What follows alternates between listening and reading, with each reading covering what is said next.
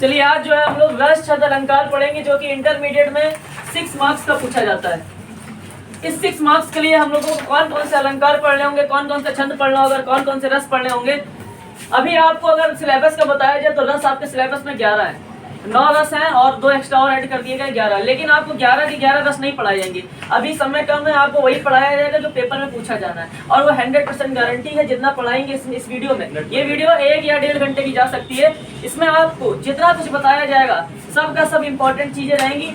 6 marks के लिए आपको कुछ चीजें लर्न करनी पड़ेंगी जो कि आपने क्लास 10th और 9th में लर्न की भी थी। जिसको लर्न होगा उसको ज्यादा मेहनत नहीं करनी है, वो खाली पढ़ेगा, रिवीजन करेगा, याद हो जाएगा। अन्यथा आपको ये पूरा का पूरा लर्न करना पड़ेगा। उससे पहले एक बात और बता दें, यदि आपने टेलीग्राम चैनल को नहीं ज्वाइन किया है तो आज जरूर ज्वाइन कर लीजिएगा, क्योंकि इस पे आज से आपको नोट प्रोवाइड होने वाले free of cost. Telegram channel को जरूर से जरूर ज्वाइन करना है, ठीक है, जो कि यूपी 78 क्लास ऑफ नेम से है। 6 मार्क्स के लिए इंटरमीडिएट की ये क्लास चल रही, क्लास 10 का बच्चा भी देख सकता है इस वीडियो को। इस 6 नंबर के लिए हम लोगों को सबसे पहले रस छंद अलंकार, जो कि खंड खा के अंतर्गत पूछा जाता है, रस छंद अलंकार 2-2 नंबर का आता है। यहाँ पे 10th क्लास में 3 का आता था, यहाँ पे 2 का आएगा। यहाँ पे क्या करना है हम लोगों को, परिभाषा और सिर्फ उदाहरण लिखना होता है। वहां पे क्या करना होता था, परिभाषा भी लिखना होता था, उदाहरण भी लिखना होता था, स्पष्टीकरण भी लिखना होता था। लेकिन हम लोग यहाँ पे स्पष्टीकरण नहीं लिखेंगे, यहाँ पे सिर्फ परिभाषा और उदाहरण लिखेंगे, क्योंकि 1 नंबर आपको लक्षण के मिलते हैं और 1 नंबर आपको मिलते हैं उदाहरण के। तो सबसे पहले हम लोग हेडिंग डालेंगे अलंकार। और अलंकार 2 तरीके के होते हैं, एक तो शब्द अलंकार होता है और एक अर्थ अलंकार होता है। बेटा शब्द अलंकार और अर्थ अलंकार में कौन कौन सी अलंकार का यूज किया जाता है वो भी आपको बताएंगे। लेकिन उससे पहले आप सभी बच्चों को अपनी कॉपी में नोट करना है, क्लास के एंडिंग में देखेंगे सभी की कॉपी। तो अलंकार 2 तरीके के होते हैं, सभी बच्चों को नोट करते हुए चलना। पहला अलंकार होता है शब्द अलंकार, पहला अलंकार होता है हमारा शब्द अलंकार,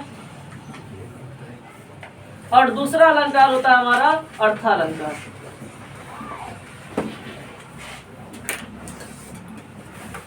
बेटा शब्द अलंकार में 3 आते हैं, एक तो अनुप्रास, यमक व श्लेष। ये 3 अलंकार यूज होते हैं शब्द अलंकार में, और अर्थ अलंकार के अंतर्गत भी 3 अलंकार यूज होते हैं, जिसमें कि पहला अलंकार है हमारा यहाँ पे उपमा अलंकार, दूसरा है हमारा रूपक अलंकार, और तीसरा है हमारा उत्प्रेक्षा अलंकार। ये 3 अलंकार हमारे अर्थ अलंकार के अंतर्गत यूज होते हैं। इसको सभी बच्चे नोट करेंगे फटाक से। चलिए अब हम लोग जानेंगे हमारे एग्जाम में कौन कौन से अलंकार पूछे जा सकते हैं। बेटा पूछा तो इन 6 में से 6 जा सकते हैं, मतलब कहीं से भी कुछ पूछा जा सकता है। लेकिन आपको हम एक तरीका बता रहे हैं कि आपको पता होगा अलंकार 2 आते हैं, या तो ऐसे दे देता है, कभी कभार कहता है यमक अथवा उत्प्रेक्षा में किसी एक का परिभाषा सहित उदाहरण लिखिए। देखा है कि नहीं देखा इस तरीके से क्वेश्चन। अब हम आपको बताएंगे कि आपको सिर्फ 3 ही अलंकार याद करने, मात्र 3 अलंकार याद करने। ऐसे कौन से अलंकार याद करने हैं जो कि हमारे एग्जाम में पूछे जा सकते हैं। बेटा 2 अलंकार आते हैं अथवा लग के, और याद रख लेना एक अलंकार आता है शब्द अलंकार से और एक अलंकार आता है हमारा अर्थ अलंकार से। यदि हम लोग अर्थ अलंकार के तीनों पार्ट याद कर ले, यदि हम लोग अर्थ अलंकार के तीनों अलंकार को याद कर लेते हैं तो याद रख लेना ऐसा कोई सेट नहीं दिखाई देगा आपको जहां पे अर्थ अलंकार के ही दोनों क्वेश्चन आते। नहीं, ये 2 क्वेश्चन आएंगे बेटा। यहाँ पे अथवा लग के बोलता है ना कोई एक करो, तो एक हमारा होगा यहाँ से और एक होगा हमारा यहाँ से। समझ रहे हो मैं क्या बता रहा हूँ। 2 आएंगे, आपको ऑप्शन लग के कौन सा करना होगा एग्जाम में। भैया या तो तुम इसके तीनों याद कर लो, या तो तुम इसके तीनों याद कर लो। हम लोग क्या करेंगे, इसके तीनों याद करेंगे। क्यों? क्योंकि हम लोग ने क्लास 10 में यही अलंकार पढ़े हैं जो कि हमारे माइंड में अभी भी है, उपमा रूपक उत्प्रेक्षा। तो आप लोग को किस तरीके से स्ट्रेटेजी बनानी है मैं बता रहा हूँ। या तो इन तीनों को याद कर डालो, या तो इन तीनों को याद कर डालो। ऐसा नहीं करना कि एक इधर एक इधर एक इधर 2 इधर, नहीं, तीनों याद करो। क्योंकि भैया 2 अलंकार आते, कोई एक करना होता है और एक शब्द अलंकार का देता है, अथवा लगा के एक अर्थ अलंकार का उदाहरण मतलब देता है। ठीक है, तो आपको कौन से करने हैं, अर्थ अलंकार के। लिखाएंगे 6 के 6। यदि आपको ये अलंकार याद करना ये कर लेना, अन्यथा ये कर लेना। आइए सबसे पहले हम लोग अलंकार पढ़ेंगे अनुप्रास अलंकार। अनुप्रास अलंकार क्या होता है, हेडिंग डालेंगे अनुप्रास अलंकार। तो आपको ये बात समझ में आई हमने क्या बताया? एक आएगा शब्दालंकार अथवा लग के एक आएगा अर्थालंकार से। तो कोई भी याद कर लो, या तो अर्थालंकार को याद कर लो या तो शब्दालंकार को याद कर लो। ये नहीं कि दो यहाँ से याद किया एक यहाँ से याद किया, गड़बड़ाया जाएगा मामला। तीनों याद करो लेकिन किसी एक का याद करो, ठीक है। तो सबसे पहले हम लोग लिखेंगे सब कुछ, तो हेडिंग पड़ेगी अनुप्रास अलंकार।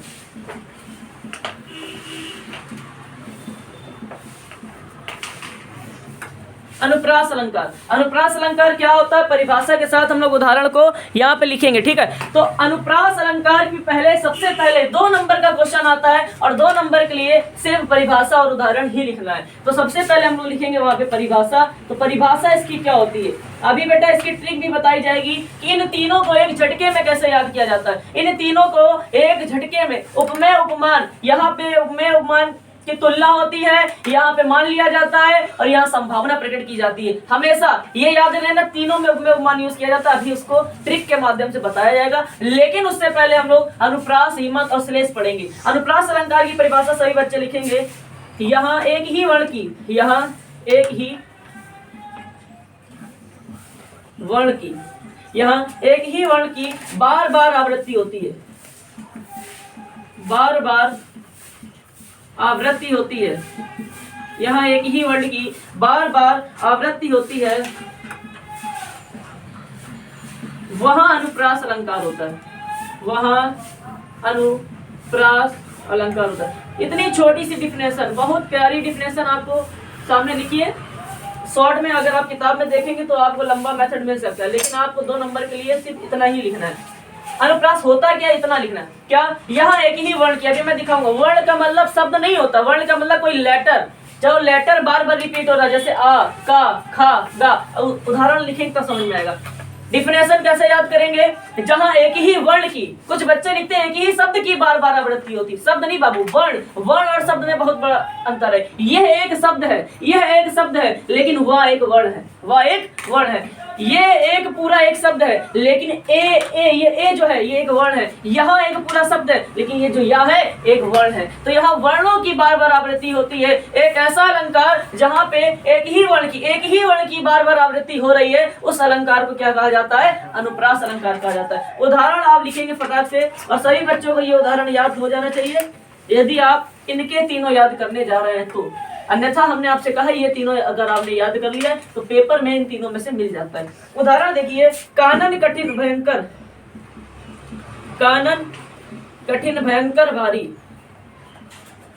कानन कठिन भयंकर भारी। उसके बाद घोर घाम हिम बारी बयारी, घोर घाम हिम वारी बयारी। ये एग्जाम्पल छोटा सा आपके सामने लिखा गया है, इसको लिखना है। कानन कठिन भयंकर भारी, घोर घाम हिम वारी बयारी। अब यहाँ पे ये एग्जाम्पल अगर आप याद कर रहे हैं, यदि आप इन तीनों को याद कर रहे हैं तो इसका एग्जाम्पल ये याद कर लेना, क्योंकि हम लोग कुछ जैसे कि अभी कुछ बच्चे दोहे में वो श्री गुरु चरण सरोज रज लिख दिया करते थे क्लास 10th तक, है ना बेटा। अब वो सब यूज नहीं करना होता, ठीक है। आप क्लास 12th में आ गए, स्टैंडर्ड लेवल है आपका, बेसिक लेवल नहीं कि क्लास 10th में लिख दिया चलो नंबर मिल जाते थे। लेकिन यहाँ पे यदि आप दोहे में श्री गुरु चरण लिखोगे तो आपका ये उदाहरण काट दिया जाएगा, इसलिए कुछ नया उदाहरण लिखेंगे आपके सामने, ठीक है। तो उस उदाहरण को याद करना पड़ेगा। वैसे ही यहाँ पे अनुप्रास में भी कुछ नया करना पड़ेगा। एक गजब का उदाहरण है, कानन कठिन भयंकर भारी, घोर घाम हिम वारी बयारी। आपने कहा है सर एक ऐसा अलंकार जहाँ पे वर्णों की, एक ही वर्ण की बार बार आवृत्ति होती है, वह अलंकार कहलाता है अनुप्रास अलंकार। अब यहाँ देखेंगे का, देखो का एक ही वर्ण की 2 बार आवृत्ति हुई, भा, वर्णों की आवृत्ति होनी चाहिए बेटा, शब्द नहीं काम है, वर्णों की। घा, यहाँ पे इसका मतलब ये समझ में आ रहा है कि एक ही वर्ण की बार बार आवृत्ति हो रही है, एक से ज्यादा बार आवृत्ति हो रही है। यदि एक ही वर्ण की एक से ज्यादा बार आवृत्ति होती है, वह अलंकार कौन सा होता है? अनुप्रास। उम्मीद है आपको शायद याद भी हो गया होगा क्या कि एक ही वर्ण की, एक ऐसा अलंकार जहाँ एक ही वर्ण की बार बार आवृत्ति होती है, वह अलंकार होता है अनुप्रास अलंकार। बेटा उदाहरण, कानन कठिन भयंकर भारी, घोर घाम हिम वारी बयारी, ठीक है, इसको याद करना पड़ेगा। अब उसके बाद आप लिखिए यमक अलंकार, यमक अलंकार, इसको हम लोग याद करेंगे। यमक अलंकार क्या होता है बेटा? यमक अलंकार, और बहुत पॉपुलर यमक अलंकार है। आप पेपर उठा के देखना, यमक अलंकार 90% पूछा गया है, 90% पूछा जाता है यमक अलंकार। तो परिभाषा हम लोग लिखेंगे यमक अलंकार की, ठीक है। पहले आप लोग देख के बताओ, यहाँ पे दिख रहा है स्क्रीन में, देखिए, ठीक है। तो परिभाषा हम लोग लिखेंगे क्या,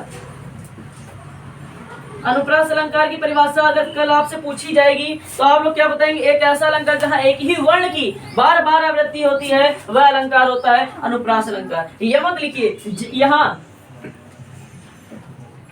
जब लिखो, जब एक ही शब्द की, जब एक, लिखिए, जब एक ही शब्द या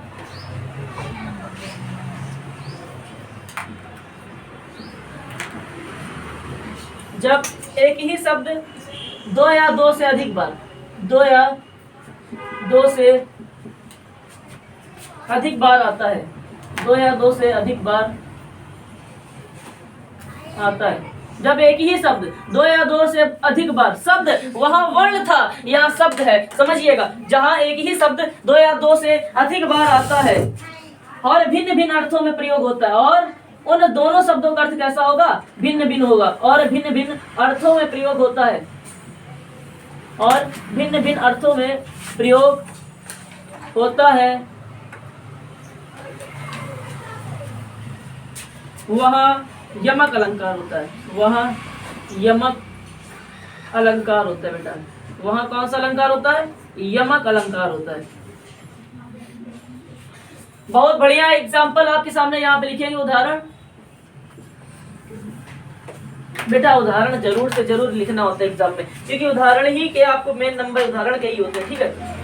अब यमक अलंकार, इसमें क्या फर्क है, यहाँ पे वर्णों की बार बार आवृत्ति हो रही है, यहाँ पे एक ही शब्द की दो या दो से अधिक बार आवृत्ति होती है, तथा इन दोनों शब्द के अलग अलग अर्थ होते हैं। अभी यहाँ एग्जाम्पल लिख रहा हूँ तो समझ में आएगा, लिखो, काली घटा का घमंड घटा, काली घटा का घमंड घटा, काली घटा का घमंड घटा, नव मंडल तारक वृंद खिले, नव मंडल तारक, नव मंडल तारक वृंद खिले।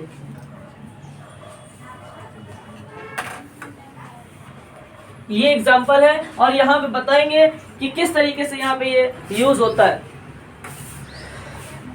हाँ, दिख रहा है पूरा।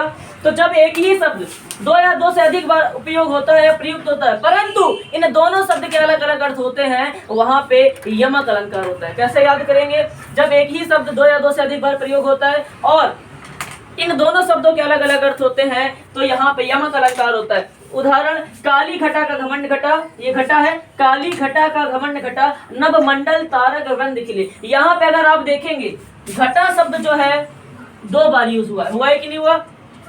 यहाँ वर्ड की बात नहीं हो रही, यहाँ शब्द की। ये पूरा शब्द देखो, ये घा और टा मिलकर बना है शब्द। मैंने आपको पढ़ाया था, जब बच्चा जन्म लेता था तो साउंड निकालता, फिर लेटर को ऐड करके फिर वो एक वर्ड बोला करता, तो उसको ही हिंदी में बोलते शब्द। तो शब्द वर्णों से मिलकर बना होता है। ये वर्ण है, घा और टा मिलकर बना है घटा, घा और टा मिलकर बना है घटा। तो जब एक ही शब्द दो या दो से अधिक बार, ये दो बार प्रयोग हुआ है, प्रयुक्त होता है, परंतु इन दोनों के अर्थ क्या होते हैं, भिन्न भिन्न होते हैं, वहां पे यमक अलंकार होता है। यहाँ पे एक घटा का मतलब है बादल, एक घटा का मतलब है बादल। स्पष्टीकरण वैसे लिखा नहीं जाता, आप लिखना चाहे तो लिख दें, यहाँ पे घटा शब्द दो बार प्रयोग हुआ है। स्पष्टीकरण में क्या लिखते हैं, यहाँ घटा शब्द दो बार प्रयोग हुआ है, और पहले घटा का अर्थ है यहाँ पे बादल, तथा दूसरे घटा का अर्थ है घट जाना। क्या, घमंड का घट जाना, घट जाना। एक घटा का मतलब क्या होता है, घट जाना, और एक घटा का मतलब होता है बादल। तो यहाँ दो बार घटा यूज हुआ है, जिसका यहाँ पे अर्थ हो रहा है बादल का, और यहाँ पे अर्थ हो रहा है घटने का, घमंड के घट जाने का। तो घटा शब्द एक ही जैसा लग रहा है,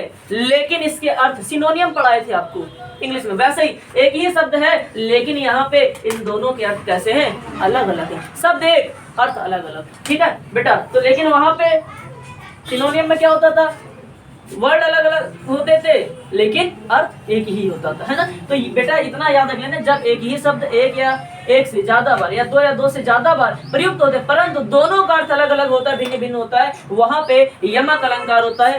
काली घटा का घमंड घटा, नव मंडल तारक वृंद खिले। कुछ बच्चों को ये एग्जाम्पल पसंद नहीं आएगा, तो जिनको यदि यमक अलंकार का कोई और भी एग्जाम्पल मिल जाए वो लिख लेंगे, ठीक है, जिनको जो याद है। जरूरी नहीं कि यही सर ने कहा तो यही करेंगे। तो काली घटा का घमंड घटा, नवमंडल तारक वृंद निकली। घटा शब्द 2 बार प्रयोग हुआ है और दोनों का अर्थ यहाँ पे क्या है, भिन्न भिन्न है। तो जहाँ पर एक ही शब्द 2 या 2 से अधिक बार प्रयोग होता है और दोनों के अर्थ भिन्न भिन्न होते हैं, वहां पे यमक अलंकार होता है। तो घटा यहाँ पे बादल, भैया घटा का मतलब घट जाना। इसको लिखिए फटाक से, उसके बाद हम लोग लिखेंगे श्लेष अलंकार। सभी ने लिख लिया? चलिए श्लेष अलंकार अब हम लोग लिखेंगे। कुछ बच्चे जैसे कि स्क्रीनशॉट लेते हैं वीडियो देखते समय, तो स्क्रीनशॉट भी ले लिया होगा आप लोगों ने, ठीक है। चलिए अब हम लोग जो है श्लेष अलंकार लिखेंगे, जो कि श्लेष अलंकार भी बहुत बार पूछा गया। बेटा यमक और श्लेष, इन दोनों में यमक और श्लेष बहुत बार पूछा जाता है, लेकिन आपको याद तो एक ही के तीनों करने हैं। तो हम अभी रूपक और प्रेक्षा याद करेंगे, ठीक है। अर्थालंकार के तीनों उदाहरण याद करेंगे। तो हेडिंग डालेंगे श्लेष अलंकार। बातचीत नहीं करनी है, यदि आपको बातचीत करनी है तो आप बाहर जाके कर सकते हैं, फिर अंदर आ जाइएगा। श्लेष अलंकार, ठीक है। परिभाषा, परिभाषा क्या है यहाँ पे लिखेंगे, जब एक शब्द एक ही बार प्रयुक्त होता है, जब एक शब्द एक ही बार प्रयुक्त होता है,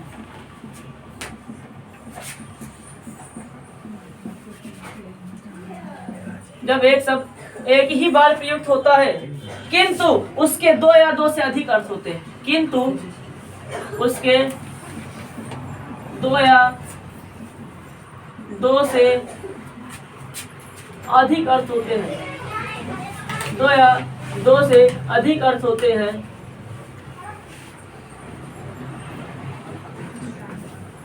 वहाँ कौन सा अलंकार होता है, श्लेष अलंकार होता है। वहाँ श्लेष अलंकार होता है। बहुत बढ़िया, ये भी है कैसे, वहां पे एक या एक से अधिक बार शब्द प्रयोग होते थे और दोनों के भिन्न भिन्न अर्थ हुआ करते थे, वहां पे हमारा अलंकार कौन सा था, वो यमक अलंकार था। यहाँ पे बेटा जब एक शब्द एक ही बार प्रयुक्त होता है, एक ही शब्द बार बार अभी आएगा, रहीमन पानी राखिए बिन पानी सब सून, पानी गए ना उबरे मोती मानुष चूर। पानी पानी पानी बार बार एक ही शब्द यूज हो रहा है, लेकिन इनके अर्थ कैसे हैं, भिन्न भिन्न है। तो आप बस इतना जानो कि भिन्न भिन्न अर्थ है। एक ही शब्द यदि बार बार प्रयुक्त होता है और उसके 2 या 2 से अधिक अर्थ होते हैं, वहां पे अलंकार होता है बेटा श्लेष अलंकार। उदाहरण के तौर पे हम लोग उदाहरण लिखेंगे। उदाहरण क्या है, बहुत प्यारा सा उदाहरण, रहीमन पानी राखिए बिन पानी सब सून, पानी गए ना उबरे मोती मानुष चूर। बस इतना सा लिखना है। चलो लिख लो फटाक से, रहीमन पानी राखिए। अब यदि एग्जामिनर को आपको दिखाना है कौन से शब्द बार बार रिपीट हो रहे हैं, तो यदि आप भैया स्पष्टीकरण नहीं लिखेंगे तो इस पानी शब्द को, जैसे पूरा एग्जाम्पल हम लोग लिख रहे हैं नीले से, तो इस पानी शब्द को आप काले से लिखेंगे। कैसे लिखेंगे, काले पेन से, जिससे कि एग्जामिनर खाली इस पानी को ही देखेगा और ये समझ जाएगा, समझदारी पहचान जाएगा कि आपके अंदर समझदारी है और आप ये दिखाना चाहते हो ये शब्द है, एक ही शब्द है पानी, लेकिन बार बार यूज हो रहा है। तो यहाँ पे आपको ये समझ में आएगा एग्जामिनर को कि बच्चा जो है यूपी 78 क्लासेस का पढ़ा हुआ ही होगा, ये जो चीज बताई जा रही है। तो बेटा यदि आप नीले पेन से लिख रहे हो तो पानी शब्द को ब्लैक से लिखोगे, यदि उदाहरण काले से पेन से लिख रहे हो तो पानी शब्द को नीले पेन से लिखोगे। कुछ बच्चे स्केच का यूज करते हैं, वो महामूर्ख होते हैं, स्केच नहीं यूज करना है, मूर्खता वहां पे नहीं दिखानी है। बिन पानी सब सून, ठीक है बेटा। रहीमन पानी राखिए बिन पानी सब सून, पानी गए ना उबरे, पानी और मोती मानुष चूर। ये एग्जाम्पल हम लोगों को अच्छे से दिमाग में रट जाना चाहिए। अब बेटा यहाँ पानी एक ही शब्द बार बार यूज हो रहा है, लेकिन यहाँ पे इन सबके अलग अलग अर्थ है। ये मोती, पानी गए ना उबरे, यहाँ पे बेटा पता है जो इसके पानी गए ना उबरे, यहाँ ये जो पानी है ये इसकी सुंदरता, चमक जो होती है इसकी बात कर रहे हैं। यहाँ पे पानी, यहाँ पे पानी पानी के अर्थ में यूज हो रहा है, यहाँ पानी इसके भी अर्थ हो रहा है, मोती के रूप में यूज हो रहा है ना, उसकी सुंदरता के रूप में यहाँ यूज हो रहा है। तो एक ही शब्द बार बार यूज हो रहा है, लेकिन उसके अलग अलग अर्थ हैं। आपको ये सब नहीं लिखना है स्पष्टीकरण में बेटा, आप सिर्फ परिभाषा और ये लिखेंगे और पानी शब्द को अंडरलाइन कर देना, या तो इसको अलग पेन से लिख देना। मान लो पूरा उदाहरण ब्लैक से लिख लो और पानी शब्द को नीले से लिखना, ठीक है। तो कैसे याद करेंगे, जब एक ही शब्द बार बार प्रयुक्त होता परंतु उसके अलग अलग अर्थ होते हैं, वहां पे अलंकार होता है श्लेष अलंकार। सभी बच्चों को इसका उदाहरण भी याद है, रईवन पानी लाखिए, बिन पानी सब सून, पानी गहना उभरे, मोती मानुष चूर। उसके बाद हमारा ये शब्द अलंकार का तीन पार्ट खत्म हो गया। तीन ही अलंकार शब्द अलंकार में, तीनों मैंने करा दिए। अब जिस बच्चे को लगता है कि मैं शब्द अलंकार याद करूंगा तो शब्द अलंकार की ये तीनों परिभाषाएं उदाहरण याद कर लेना। लेकिन कुछ बच्चों को लगता है कि मैंने जो है 10th का याद किया था, पेपर हो नहीं पाया था, मैं अपना परफॉर्मेंस बिखेर नहीं पाया था, तो अभी मौका है 10th का ही पूछा जाएगा अलंकार, दोहा भी और जितना छंद है रस सब 10th का ही आने वाला है बेटा। एक 10th का आता है मैंने बताया तो, और एक अथवा लग के 9th का आता है। तो 10th का परफॉर्मेंस दिखाओ। यदि तुम्हें लगता है कि तुम्हें अंदर काबिलियत थी, पेपर नहीं दे पाए हम, तो अब दिखाने का मौका आया है, तो बेटा अब दिखाएंगे हम लोग अर्थालंकार के उदाहरण के साथ। चलिए अर्थालंकार, यहाँ पे पहला पार्ट क्या है अर्थालंकार का? पहला अलंकार कौन सा अर्थालंकार में? उपमा अलंकार हेडिंग डाल देंगे सभी बच्चे, ठीक है। उपमा चाहो तो पहले अर्थालंकार हेडिंग डाल, उसके साइड में उपमा अलंकार, या तो डायरेक्ट डाल उपमा अलंकार। बेटा अलंकार भले 2 नंबर का आता हो, लेकिन हर एग्जाम में पूछा जाता है। हर एग्जाम में कोई भी अगर आप कंपटीशन का भी एग्जाम देंगे, जैसे बीएड ये जो एंट्रेंस की बुक रखी है, बीएड एंट्रेंस की बुक है, इसमें भी हिंदी पूछी जाती है। एसएससी सीजीएल सीएचएसएल में भी हिंदी पूछी जाती है, और उसमें पूछा क्या जाता है, एग्जाम्पल दे देगा, बोलेगा बताइए किस अलंकार का, वही थोड़ी ना देगा परिभाषा लिखो। तो ऑनलाइन पेपर होगा, तुम ऐसे टाइप करोगे पानी गहना उभरे, मोती मानुष चूर, नहीं, एग्जाम्पल देगा और क्या दे देगा ऑप्शन, कहेगा बताओ। अब पानी पानी पानी बार बार यूज हो रहा, आपने पढ़ा है, ट्यूशन ने पढ़ाया था, एक ही शब्द बार बार यूज होता है, परंतु यहाँ पे अर्थ अलग अलग है। हमें क्या करना अर्थ का, शब्द देखो बार बार यूज हो रहा है। अलंकार श्लेष अलंकार, उपमा अलंकार की बारी आ गई है, और इसको यहाँ पे हम लोग फोड़ेंगे। लेकिन उससे पहले उपमा अलंकार और उसके बाद कौन सा था, रूपक अलंकार, उसकी थोड़ी सी आप लोग डिफिनेशन बनाना सीख लो, जैसे नहीं याद होती है बच्चों, एक ट्रिक सीखो। उपमा अलंकार, रूपक अलंकार और एक उत्प्रेक्षा अलंकार। बेटा उपमा अलंकार यहीं पे सबका ध्यान होना चाहिए, रूपक अलंकार और उत्प्रेक्षा अलंकार, 3 अलंकार होते बेटा। उपमा, इन तीनों अलंकार में, अर्थालंकार में 2 ही चीज कॉमन रहती है, एक तो हमारा उपमेय और एक उपमान। बेटा यहाँ पे जिसकी तुलना की जाती है उसको बोलते हैं उपमेय, और जिससे तुलना की जाती है उसको बोलते हैं उपमान। समझिए जरा, यहाँ पे तुलना करने वाला व्यक्ति होता है, मतलब जिसकी तुलना की जा रही है, जिसके साथ की जा रही है उसको बोलते हैं उपमान। समझ रहे हो मैंने क्या बताया? उपमेय का अर्थ होता है, आपको लिखना नहीं है पेपर में, इसका मतलब ये होता है, मैं बता रहा हूँ। उपमेय का अर्थ होता है बेटा जिस व्यक्ति की तुलना की जा रही है वो उपमेय, जिसके साथ की जा रही है वो उपमान। मान लो हमारी तुलना आप लोग कर लो किसी और से, मान लेते हैं किसी और से, है ना, तो हम जो है, आप मेरी तुलना करो किसी और से, तो हम जो है वो उपमेय है, और जिससे कर रहे हो मेरी तुलना वो कौन है, उपमान। तो 2 चीजें यूज होती है तीनों में बेटा, तीनों में कॉमन है। और देखो कैसे याद होता है। उपमेय, यदि बेटा डिफिनेशन बनाओ, यदि उपमेय में उपमान का, यदि उपमेय में उपमान की तुलना की जाती, क्या की जाती है, तुलना की जाए, यदि उपमेय में उपमान की तुलना की जाए, भैया वो अलंकार कौन सा आता है, उपमान।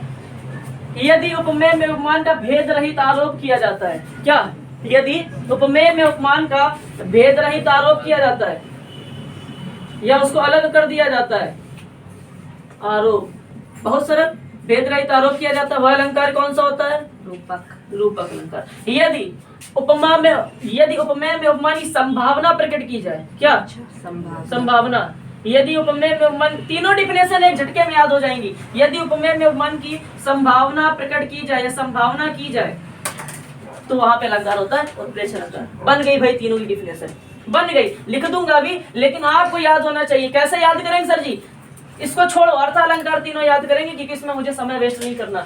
हमें पता है भैया ने ट्रिक बताइए, उपमा अलंकार अर्थालंकार में 2 कॉमन शब्द याद करने, एक उपमेय याद करना और एक उपमान। उपमेय होता है जिसकी तुलना होती है, उपमान होता है जिसके साथ तुलना होती है। तो इनको याद करना, डिफिनेशन अपने आप बनेगी। जब कभी उपमेय में उपमान की तुलना की जाए, जब कभी उपमेय में उपमान का भेद रहित आरोप किया जाए, जब कभी उपमेय में उपमान का संभावना प्रकट की जाए, तो फिर अच्छा अलंकार। ये 2 कॉमन वर्ड याद कर लो, ये एक ट्रिक के तौर पे हम आपके लिए लेके आए। वैसे आप होशियार बहुत ज्यादा हो, आप डिफिनेशन है रटोगे घंटों पर। अरे भैया दो कॉमन वर्ड याद रखो, तुलना की जाओ उपमा माइंड में रखो, रटना नहीं, रटोगे तो बेसिक कंफ्यूज आ जाओ, तुलना की जाओ तो अच्छा था क्या? अरे नहीं, मन में रखो। भैया ने स्ट्रक्चर बनाया है, पेपर जाओ, पेपर में अपने माइंड में ये पूरा बोर्ड को उतार दो, फोटो कॉपी होनी चाहिए, इस कदर पढ़ना है पूरा। कैसे ये कैसे होगा? आपको पूरा दिमाग आपका यहाँ पे लगा होना चाहिए। भैया ने यहाँ पे दो शब्द लिखे थे, कौन कौन से? उपमेय और उसके नीचे लिखा था तुलना की जाए पहले वाले के साथ, तुलना उपमा, भेद रहित आरोप किया जाए रूपक, संभावना प्रकट की जाए उत्प्रेक्षण, खत्म कहानी। चलो उपमा इसको लिख लो चाहो तो, ये ट्रिक है, ठीक है, इस तरीके से। उसके बाद मैं आपको डिफिनेशन भी लिखा दूंगा। देखो फटाक से सभी बच्चे,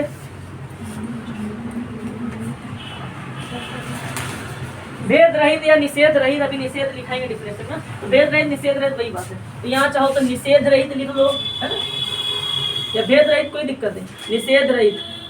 ये डिफिनेशन अभी हम यही लिखाने वाले हैं, वैसे निषेध रहित आरोप किया जाए, ठीक है, संभावना की जाए, तुलना की जाए, ये रूपक, ये उत्प्रेक्षा, इसे ट्रिक बना लो, और ये हमारा उपमा, इसका दर है।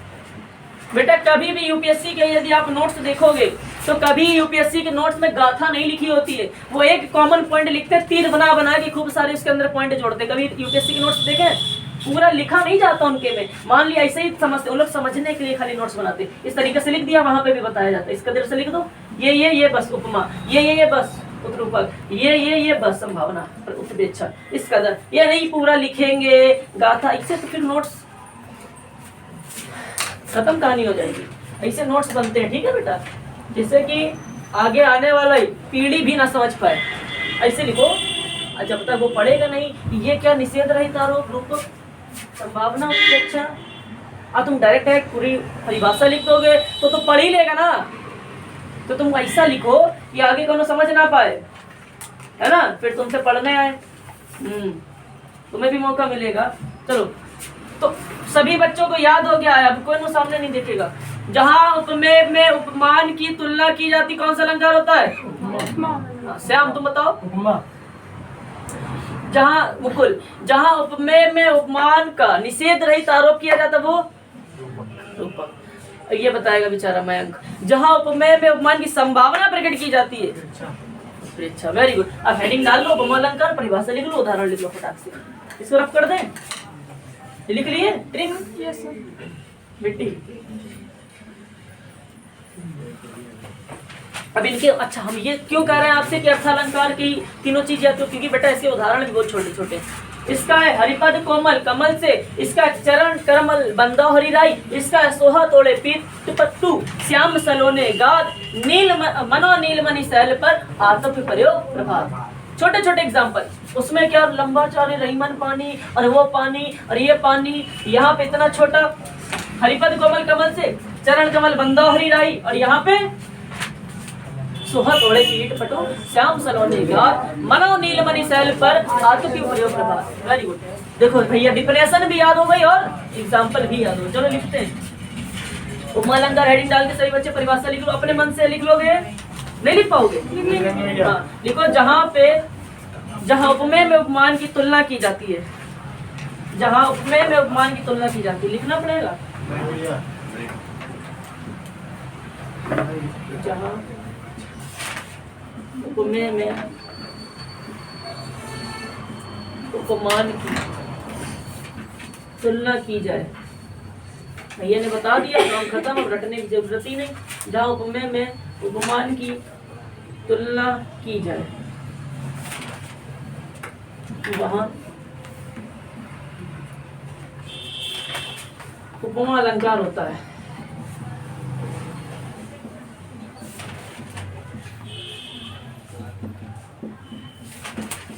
वहाँ उपमा अलंकार होता है। अच्छा, उपमा अलंकार के बाबू चार भेद होते हैं, उपमेय, उपमान, वाचक और साधारण।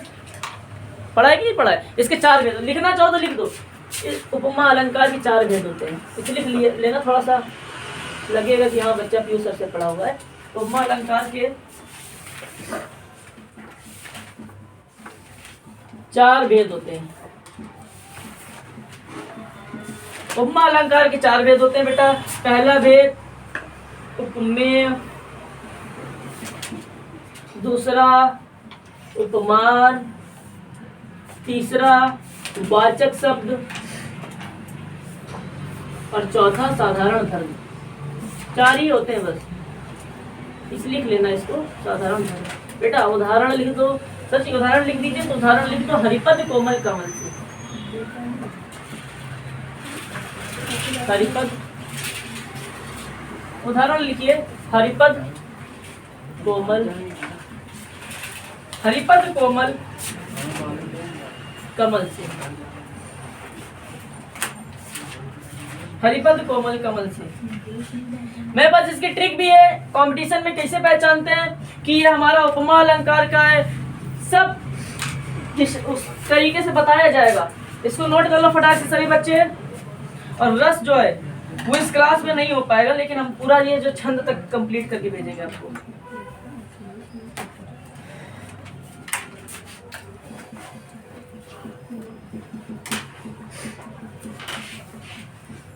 ये शब्द यदि दिख जाए आपको, ये शब्द उदाहरण में अगर दिख जाते हैं, क्या सी दिख जाए, सा दिख जाए, से दिख जाए या सरिस दिख जाए, इसका मतलब अलंकार कौन सा होता है? ये आपको नहीं लिखना है, ये कंपटीशन के बच्चों को लिखना है। क्यों? क्योंकि वहां डिफिनेशन नहीं आती, वहां भैया एग्जाम्पल आता है और बोलेगा बेटा जिसको बोलते हैं डैश, तो कभी कभार ऐसे डैश के साथ भी आता है, ठीक है। ये सब चीजें तो क्या मैंने बताया, कंपटीशन वाले बच्चों को जब कभी सी दिख जाए, सा दिख जाए, से दिख जाए या सरिस दिख जाए डैश के साथ, वह अलंकार कौन सा अलंकार होता है? उपमा अलंकार होता है। वेरी गुड, बहुत बढ़िया। अब हरिपद कोमल कमल से, हरिपद कमल श्री कृष्ण की बात की जा रही है।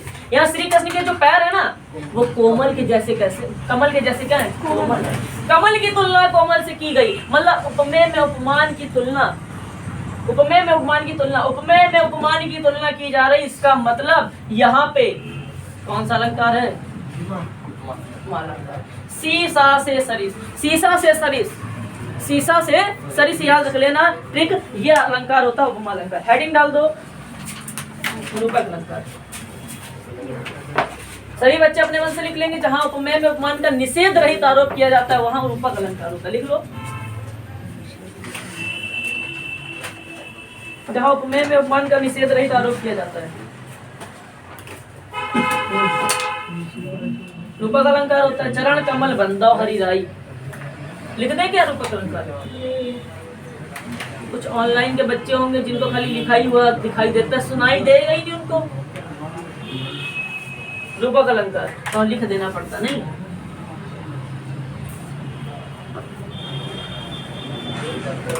जहां उपमेय में, जहां उपमेय में उपमान का निषेध रहित आरोप किया जाता है, निषेध रहित, जहां उपमेय में उपमान का निषेध रहित आरोप किया जाता है, निषेध रहित आरोप किया जाता है, वहां बेटा क्या होता है?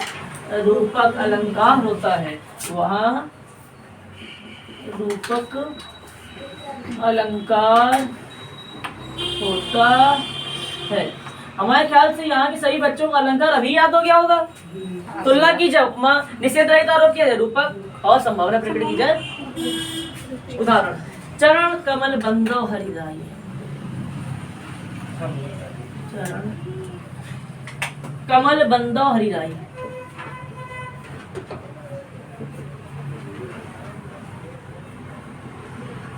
इसको फटाक से लिख डालिए, उसका नेक्स्ट हेडिंग डाल दो उत्प्रेक्षा। फटाक से सही बच्चे।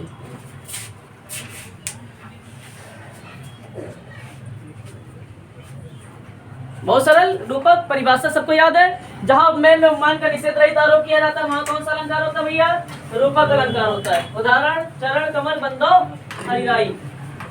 ठीक है, बहुत बढ़िया बच्चे पढ़ रहे हैं। साइन बिट्टी देखो कितने अच्छे हैं, राइटिंग अच्छी है? नहीं और उत्प्रेक्षा अलंकार हेडिंग डालिए, इसको रख कर दें बेटा। ये उदाहरण छोटा सा, चरण कमल बंदो हरिराई। बंदो, ये अंक की हिंदी लगी बंदो। कुछ बच्चे कहते हैं हमें हिंदी आती है, अभी मैं मात्राएं सिखाने वाला हूँ सोल्ठा रोला में। कुछ बच्चे मात्राएं नहीं लगा पाएंगे, और छोटा हुआ और बड़ा हुआ में डिफरेंस नहीं जानते अभी बच्चे। छोटा हो बड़ा हो में डिफरेंस नहीं जानते, अभी मैं बताने वाला हूँ जहाँ पे आप गलतियाँ करते हो, अभी सब स्पष्ट होगा। इसको उत्प्रेक्षा अलंकार हेडिंग डालिए और बच्चे लिखिए फटाक से। जहाँ उपमेय में उपमान की, जहाँ उपमेय में उपमान की संभावना प्रकट की जाती है वहाँ उत्प्रेक्षा अलंकार होता है। बेटी लिख ली, जहाँ उपमेय में उपमान की संभावना प्रकट की जाती है, जहाँ उपमेय में उपमान की संभावना प्रकट की जाती है उत्प्रेक्षा अलंकार भी हेडिंग डाल दो सभी बच्चे।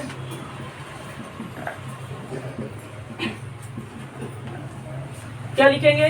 जहां उपमेय में उपमान की संभावना प्रकट की जाए, जहां उपमेय में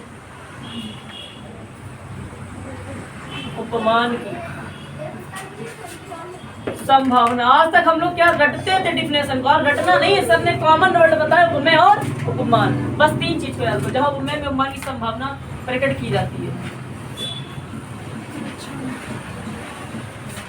वहां, अब ये जो पूरा नीले से लिखेंगे डिफिनेशन, लेकिन बेटा ये जो उत्प्रेक्षा लिखते हैं ना उसको ब्लैक से लिख दिया करो, थोड़ा अट्रैक्टिव लगेगा नहीं। वहाँ इसको सिंगल इन्वर्टेड कॉमा, वहाँ उत्प्रेक्षा अलंकार होता है, बहुत प्यारा लगेगा। उदाहरण सोह तोड़े पीठ पटु श्याम सलोने गाद मनो नीलमणि शैल पर आतप पर्यो प्रभात। कंपटीशन वालों की ट्रिक है ये, मनु मानो जनु जानो यदि दिख जाए, मनु मानो जनु जानो दिख जाए, मनु मानो जनु जानो ये सब दिख जाता है, इसका मतलब अलंकार वहां पे होता है उत्प्रेक्षा। तो उदाहरण लिखेंगे हम लोग, सोहत ओढ़े, बहुआ सभी लोग लिखो, सोहत ओढ़े, सोहत ओढ़े पीतु पटु श्याम सलोने गात, श्याम सलोने गात मनो नीलमणि शैल पर, मनो नीलमणि, हाँ वो लिखो फटाक से, मनो नीलमणि शैल पर आतप पर्यो प्रभात, आतप पर्यो प्रभात। हंसना मना है, आतप पर्यो प्रभात। बेटा सभी बच्चे लिख लिए इस चीज को, बहुत बढ़िया बच्चे, इसको फटाक से लिखिए। उत्प्रेक्षा अलंकार क्या होता है सभी बच्चे जान गए? चलो बहुत अच्छे बच्चे हैं, अलंकार याद हो गया। जहां 2 कॉमन वर्ड याद रखो, उपमेय और उपमान। भैया तुलना की जाए उपमा अलंकार, निषेध रहित आरोप किया जाए रूपक अलंकार, और संभावना प्रकट की जाए हरिपद कोमल कमल से उपमा, चरण कमल बंदो हरिराई रूपक, सो तोड़े पीठ पटु श्याम सलोने गाद मनो नीलमणि शैल पर आतप पर्यो प्रभात उत्प्रेक्षा। याद है सबको, रटा है ये सब। आइए हेडिंग डालते छंद, छंद हेडिंग डालिए फटाक से, सभी बच्चों को बहुत जल्दी जल्दी लिखना होगा। छंद में सिर्फ 3 चीज बताऊंगा, चौपाई, दोहा, सोलठा। होती तो कुंडलियां भी है, न जाने क्या क्या होते हैं, 3 बताएंगे, 3 ही पूछे जा सकते हैं और 100% इनमें सही आएगा। 3 ही पढ़ाएंगे, ज्यादा समय नहीं है ना अभी हम लोगों के पास, सब कुछ पढ़ना है। इसको रफ कर दें बेटी, चलो अब हेडिंग डालेंगे हम लोग छंद, गजब की हेडिंग पढ़नी चाहिए छंद। छंद अलंकार चल रहा हम लोगों का, छंद डाल दो, लिखो छंद, हेडिंग पढ़ेगी छंद, लिखो छंद। छंद में 3 हम लोग पढ़ेंगे, कौन कौन से बेटा लिखो। पहला हम लोग पढ़ेंगे चौपाई, बहुत प्यारी प्यारी टिके यहाँ पे भी लेके आया हूँ। दोहा और सोलठा दोनों का उल्टा होता है, बहुत अच्छी सी ट्रिक बताएंगे। दूसरा दोहा, डिफिनेशन की 2 ट्रिकें हैं हमारे पास, और तीसरा लेकिन उदाहरण याद करना पड़ेगा सोलठा। बेटा 3 ही पढ़ाएंगे, गारंटी है इस 3 से एक ना एक जरूर आएगा ही आएगा। आप कोई भी शॉर्ट सेट उठा के देख लेना, चौपाई, दोहा, सोलठा आता ही आता है बेटा, अथवा लग के आएगा, कुंडलियां भी होता है, लेकिन इन 3 में काफी है। पहला हेडिंग डालेंगे चौपाई, और गजब तरीके से मात्राएं लगाना भी सीखते हैं आज से। लिखिए चौपाई के बारे में थोड़ा सा परिभाषा लिख लीजिए। चौपाई की परिभाषा, चौपाई सममात्रिक छंद है, सिर्फ यही सममात्रिक, ये दोनों कौन से मात्रिक है? अर्ध सममात्रिक है, इसको खाली याद रखो, चौपाई सममात्रिक छंद है।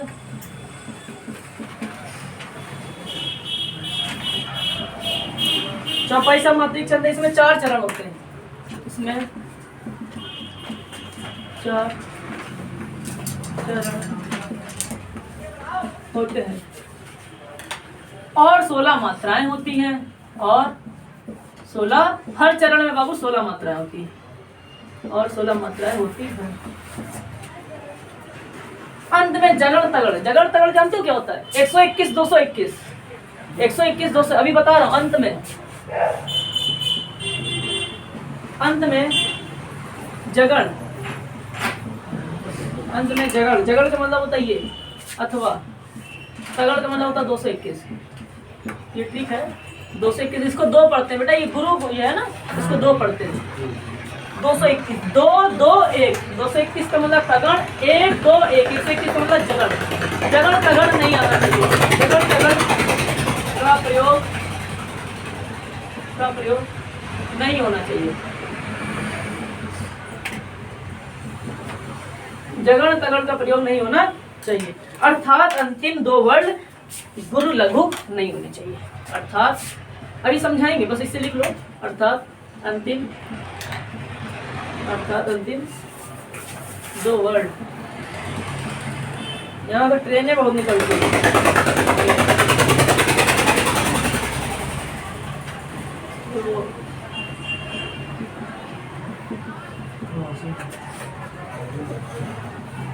बेटा ठीक है, बहुत प्यारी डिफिनेशन। यह एक सममात्रिक छंद है, चौपाई ही सममात्रिक है। ये दोनों कैसे? अर्धसममात्रिक। चौपाई सममात्रिक छंद, इसमें 4 चरण होते हैं, प्रत्येक चरण में 16 मात्राएं होती है। बहुत प्यारा। उसके बाद अंत में जगड़ तगड़ नहीं होना चाहिए। जगड़ तगड़ का मतलब 121 121 1 2 1 2 2 1 तगड़ का प्रयोग नहीं होना चाहिए। अर्थात अंतिम 2 वर्ण गुरु और लघु नहीं होने चाहिए। देखिए उदाहरण समझाएंगे तो समझ में आएगा। उदाहरण देखिए फटाक से सभी बच्चे लिखते चलो। अब ये सभी को याद होगा। बंदव गुरुपद पदुम परागा सुरच सुवास सरस अनुरागा अमी मोरी मन। हाँ क्या? बंदव गुरुपद पदम परागा सुरच सुवास सरस अनुरागा अमी मोरी मन चूरन चारू भगमन सकल सूरज परिवारू। लिख रहा हूँ डिफिनेशन, उदाहरण याद करना और उस पर मात्राएं लगाने में बाबू बहुत बड़ा डिफरेंस आता है। तो उदाहरण याद भी करेंगे और इस कदर याद करेंगे यहाँ पे कि मात्राएं जो लगेंगी गलत नहीं होनी चाहिए। इसलिए बहुआ इसके उदाहरण लिख के याद करने पड़ेंगे। कैसे याद करने पड़ेंगे? लिख के। तो हर जगह पे अभी देखिए बताऊंगा अंतर। अभी कुछ बच्चे फंसने वाले हैं। बंदव थोड़ा सा यहाँ इसको फ्लो में बोलने पे जो है फिसल गई जवान। नहीं, ये वाला बेटा रू लगा है, ये इसको बोलते हैं छोटा ऊ। यहाँ पे गुरु में ये छोटा ऊ आता है। कुछ बच्चे ऐसे लगाते हैं, सही बच्चे लगाते हैं, ऐसे तो लिखते थे गुरु। बेटा यहाँ पे ये गोला नहीं आता, इसको बोलते हैं बड़ा ऊ की मात्रा। छोटा ऊ की मात्रा आएगी खाली ऐसे। बंदव गुरुपद पदुम परागा, पहला चरण हो गया। पदुम परागा पहला चरण समाप्त। हर चरण में 16 मात्राएं होंगी देखना। और सुरचि बेटा, सुरचि इसमें भी ये वाला हुआ आएगा, याद रख लेना बेटा, मात्राएं गड़बड़ा जाएंगी। सुरचि सुवास, सुरचि सुवास सरस अनुरागा।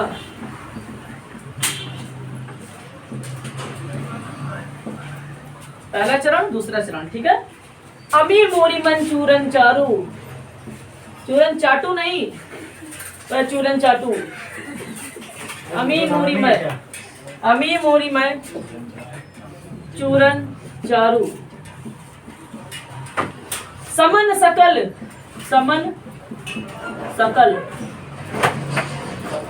अब बेटा यहाँ पे पता कौन सा रू आएगा? यहाँ पे बड़ा वाला रू आएगा। बस यही तो बोलना, लिख लिख के 2 बार लिखोगे रू और ये छोटा ऊ बड़ा ऊ में डिफरेंस समझोगे। अभी मोरी मन चूरन चारू भव मन सकल, समन सकल भव। रुज बेटा, रुज ये वाला रुज परिवारू। और यहाँ पे ये वाला रू आएगा परिवारू। बेटा 4 चरण समाप्त हो चुके हैं, समझिए। मात्राएं लगाना सीखेंगे बच्चों। बंदव गुरुपद पदुम परागा सुरच सुवास सरस अनुरागा अमी मूरी में चूरन चाटू नहीं चूरन चारू समन सकल भव रुच परिवारू। बेटा यहाँ पे इसको बोलते हैं छोटा ऊ, जिसमें डब्बा बंद नहीं होता है। ये बड़ा ऊ होता है जिसमें डब्बा बंद नहीं होता, इसे होता है खाली। वो छोटा ऊ होता है। छोटा ऊ में हमेशा कैसी मात्रा आती है? 1। बेटा इसको बोलते हैं गुरु, इसको बोलते हैं लघु। यहाँ पे इसको 1 मात्रा बोलते हैं, इसको यहाँ 2 मात्रा बोलते हैं। हाँ, हम लोग एस बना देते थे। बेटा यहाँ पे मात्राएं लगाना सीखना और दिखाऊंगा कि हर चरण में 16-16 मात्राएं होती बाबू। 16 दूनी 32, 16 दूनी 32, 4 चरण है, 1 चरण, 2 चरण, 3 चरण और 4 चरण। 4 चरण है, मात्राएं लगना सीखो बेटा। बा के ऊपर अंक की बिंदी है, बा की एक मात्रा बाबू, बा की एक मात्रा, अंक की बिंदी की एक मात्रा। मात्रा कितनी हो गई? 2। गा का मतलब एक मात्रा, छोटा हो का मतलब एक मात्रा। गा में छोटा हो की मात्रा, छोटा हो की मात्रा नहीं एक। गा में छोटा हो की मात्रा एक, रा में छोटा हो की मात्रा एक, इसको एक ही साथ गिनते। पा और दा एक एक, पा और दा में छोटा हो, जब कभी छोटा हो की मात्रा लगे तो उसको हमेशा एक ही जोड़ा जाता है इन दोनों को मिला के। और माँ एक, और रा में बड़े आ की मात्रा 2, गा में बड़े आ की मात्रा 2। गिन लो 16 है, 2 1 3 और 1 4 5 6 7 8 9 10 11 12 13 14 15 16। वाह जादू हो गया। 16 मात्रा कितनी? 16। कुछ बच्चे पता क्या करते हैं, यहाँ बड़ा ऊ लगा देते। बेटा अगर बड़ा ऊ लगाते ना मात्रा बिगड़ जाती, क्योंकि यहाँ 2 आ जाता बेटी साइड ना, तो छोटा ऊ आएगा। बा में अंक की बिंदी 2, 1 1 सिंगल वर्ड 1 1। अब छोटी मात्रा लगी है, भले सिंगल वर्ड के साथ, तो छोटी मात्रा में एक ही लगता है। यहाँ आओ भैया बताओ, यहाँ पे कितनी मात्रा लगेगी? 1। छोटी मात्रा 1। अब ये रा में बड़ा ऊ तो है नहीं, छोटा ऊ है तो 1। छोटी ई की मात्रा 1 1। वा में बड़ा आ की मात्रा 2 1 1 1 1 1 1 2 2 हो गया। गिन डालो 1 2 3 4 5 6 7 8 9 10 11 12 13 14 15 16। अब जब मात्राएं लग जाएगी ना बाबू, हमेशा याद रख लेना मात्रा लगती है ऊपर, मात्रा लगती है। कुछ बच्चे एग्जाम्पल लिखते उसके नीचे लगाते हैं, मात्रा ऊपर लगनी है। और जब कभी इनके एग्जाम्पल लिखे जाते हैं ना, तो बेटा कुछ बच्चे जैसे ये लाइन है और उसी के नीचे फिर चपका के लिख देते हैं। एक लाइन छोड़नी होती है, एक लाइन मतलब कहने का यहाँ प्यार दिए है कि हाँ इसे इसने लिखा बिट्टी है, ये लिखा, अब एक लाइन छोड़ो फिर लिखो। क्यों? क्योंकि बेटा लाइन नहीं छोड़ोगे तो मात्राएं कहाँ लगाओगे, समझ गए? तो एक लाइन छोड़नी होती है। Very good. अब देखो आमी है, आ में 1, माँ में छोटी की मात्रा 1, या में 1, माँ में बड़े यू की मात्रा 2, रा में छोटी की मात्रा 1, माँ सिंगल या सिंगल 1 1, चा में बड़े यू की मात्रा 2 1 1, चा में बड़े आ की मात्रा 2, रा में बड़े ऊ की मात्रा 2। गिन डालो 1 2 3 4 5 6 7 8 9 10 11 12 13 14 15 16। आ गई। यहाँ पे आ जाओ। 4 चरण, 1 चरण 2 चरण 3, चौथा चरण समान 1 1 1, सकल 1 1 1, भव भव 1 1 1, रा में छोटा ऊ की मात्रा 1, जा में कुछ नहीं 1, पा 1, छोटी की मात्रा 1, वा में बड़े आ की मात्रा 2, रा में बड़ी ओ की मात्रा 2। पढ़ डालो 1 2 3 4 5 6 7 8 9 10 11 12 14 16। 14 16 मतलब 12 तो 14 तो 16, तो 16 16 मात्राएं आ गई। और बेटा इसको कैसे लिखेंगे? 16 प्लस 16 यहाँ लिखा भी जाता है। 16 प्लस का 16 इज इक्वल टू 32 मात्राएं। 32 और 16 प्लस का 16 32 मात्राएं। तो कितनी कितनी मात्राएं आती हैं? कैसे याद करेंगे? ये एक सममात्रिक छंद होता है, इसमें 4 चरण होते हैं और हर चरण में, प्रत्येक चरण में 16 मात्राएं होती हैं। अंत में जगड़ तगड़ नहीं आना चाहिए। जगड़ तगड़ कहाँ आया है? ये तो 122 आया ना सर जी। बेटा अगर यहाँ पे ये आ जाता ना 151, गलत हो जाता, मतलब 1S1 यहाँ इस तरीके, मतलब ये दोनों नहीं आने चाहिए। समझ लो मैं क्या बता रहा हूँ? हाँ देखो कहीं नहीं आएगा, आएगा ही नहीं, ठीक है, अंत में नहीं आना चाहिए। अब हेडिंग डाल दो दोहा फटाक से। बेटा याद करना ये सममात्रिक होता है और ये दोनों कौन से होते हैं? अर्ध सममात्रिक छंद होते हैं। इनमें भी 4 चरण होंगे बेटा। इसके पहले तथा तृतीय चरण में 13 13 मात्राएं होती है, द्वितीय तथा चतुर्थ चरण में 11 11 होती है। इसके प्रथम तथा तृतीय में 11 11 होती है, द्वितीय तथा चतुर्थ में 13 13। संभावन की भूल, सेवा करी करेल की, उनके चाहत फूल, जिंदारन पत्ता नहीं। सब कराएंगे। दोहा हेडिंग डालो, दोहा हेडिंग डाल लो, लिख दे, इसको रख करें फटाक से जल्दी से। 5 मिनट का समय और लगेगा। मैराथन, शांत रहो। चलो भाई देखो, चलो भैया इधर सामने देखिए फटाक से। यहाँ पे हम लोग लिखेंगे क्या? यहाँ पे हम लोग लिखेंगे दोहा। दोहा हेडिंग डाल दी। अब मैंने आपसे कहा कि 3 ही छंद पढ़ाएंगे, चौपाई, दोहा, सोरठा। और ट्रिक क्या है? ट्रिक ये है। ट्रिक क्या है? ट्रिक यहाँ पे ये है बेटा कि चौपाई ही सममात्रिक होता है। चौपाई ही सममात्रिक होता है। ये दोनों के दोनों कौन से मात्रिक होते हैं? अर्ध सममात्रिक। भैया यहाँ पे क्या है? सभी को शांत रहना वहाँ पे, ठीक है। दोहा हेडिंग डालेंगे, दोहा हेडिंग डालेंगे और परिभाषा के तौर पे क्या लिखेंगे? बेटा आपको ट्रिक बताई, 3 ही छंद पढ़ाएंगे, चौपाई, दोहा, सोरठा। चौपाई अर्ध सममात्रिक, दोहा चौपाई सममात्रिक, दोहा और सोठा अर्ध सममात्रिक। तो लिखेंगे यह एक अर्ध सममात्रिक छंद होता है, यह एक अर्ध सममात्रिक, यह एक अर्ध सममात्रिक छंद होता है, यह एक अर्ध सममात्रिक छंद होता है। इसमें भी 4 चरण होते हैं, सब में 4 चरण होते हैं, इसमें भी 4 चरण होते हैं, इसमें 4 चरण होते हैं, इसमें 4 चरण होते हैं। प्रथम तथा तृतीय चरण में 13 मात्राएं होती हैं। प्रथम तथा तृतीय चरण में, बेटा उल्टा हो जाएगा, अभी सोचा देना। प्रथम तथा तृतीय, प्रथम तथा तृतीय चरण में 13 मात्राएं होती हैं। प्रथम तथा तृतीय चरण में 13 मात्राएं होती। वह चतुर्थ तथा द्वितीय तथा चतुर्थ, द्वितीय तथा चतुर्थ, द्वितीय तथा चतुर्थ चरण में 11 मात्राएं होती हैं। 11 मात्राएं होती हैं। 11 मात्राएं होती। फटाक से मेरी भव बाधा हरो, राधा नागी सोई, जा तन की झाई परे। इसको उदाहरण को लिखेंगे फटाक से, और बस फटाक से जल्दी से लिख डालो सही बच्चे। मेरी भव बाधा हरो, मेरी भव बाधा, मेरी भव बाधा हरो, राधा नागरी सोई, राधा नागरी सोई, राधा नागरी सोई। लिख के याद करना पड़ेगा फिर एक लाइन छोड़नी है उसके लिए, मात्रा लिए। जा ए जा तन की झाई परे। अरे नहीं, ऐसे बोल रहे हैं, ऐसे तो जल्दी याद हो ना। ए जा तन की झाई परे। श्यामु हरित, श्यामु हरित दुति होई, श्यामु हरित दुति होई। अब बहुत प्यारा एग्जाम्पल आ गया है, बस फटाक से इसकी हम लोग लगाएंगे क्या मात्रा। बेटा कुछ बच्चे पेपर में क्या करते हैं, यहाँ पे लगाते हैं सोई और सो जाते हैं। नहीं बेटा, यहाँ बड़ी ई की मात्रा नहीं, छोटा ई ही आएगा। फटाक से लिख डालो, 1 मिनट का समय लेना पड़ेगा जाके। फटाक से देखो, मेरी भव बाधा हरो, राधा नागरी सोई, जा तन की झाई परे, श्यामु दुति हरि होई। माँ में एक ही मात्रा, माँ में एक ही मात्रा, बाबू 2 लगेगा।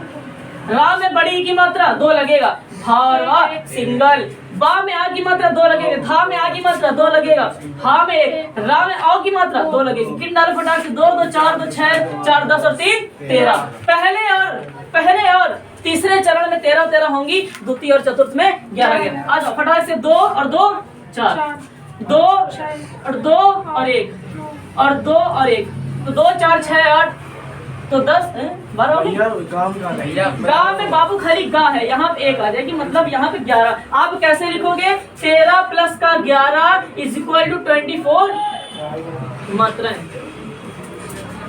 जा तन की झाई परे, 2 1 1 2 अब झाई, एक ई की मात्रा और एक अंक की अंदर मात्रा लगी, 2 मात्रा 2, यहाँ पे 1 और 2। बाबू कितनी होगी, 2 2 4 2 6 4 10 और 3 13। श्यामु, ये याद रख लेना, यहाँ पे स्या को मिला के 2 लगानी है। कुछ बच्चे आधा सा की 1 लगाते और स्या की 2 लगाते, नहीं, स्या पूरा का 2 और माँ में छोटा की मात्रा 1 1 1 1 1 1 2 और 2। फटाक से गिनो, 2 1 3 3 3 6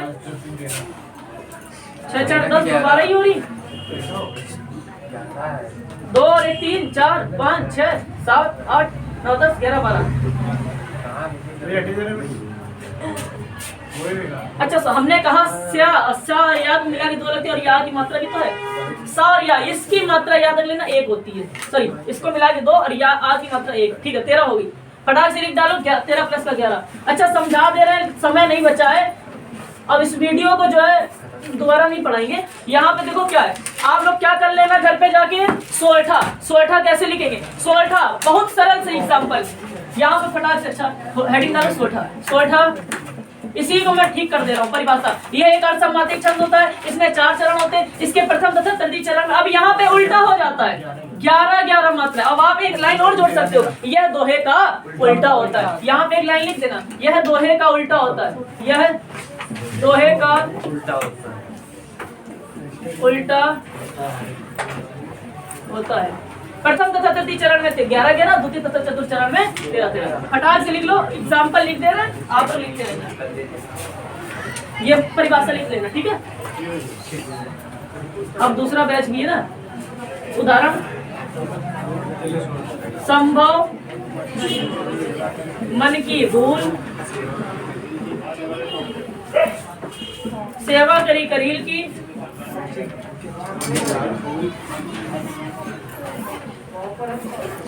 उनते चाहत फूल। बेटा सभी लोग लिख के जाना, ठीक है। जिंडारन पत्ता नहीं, एक एक लाइन छोड़ छोड़ के लिखना पूरा। जिंडारन पत्ता नहीं, दो लाइन लिख ऐसे लिखना जैसे हम बता रहे हैं। अभी मैं सामने मात्रा दिखाऊंगा, क्या लिखेंगे बेटा फटाक से जल्दी से देखो। संभव मन की भूल, सेवा करी करील की, उनते चाहत फूल, जिंडारन पत्ता नहीं। संभव 2 1 1 1 1, काम में पड़ी की मात्रा 2, भा में हो की मात्रा 2, ला में सिंगल 1 1 2 2 1 2 1 2 1 2। गिनो फटाक से, गिनते हुए चलो, तुम बताते रहना।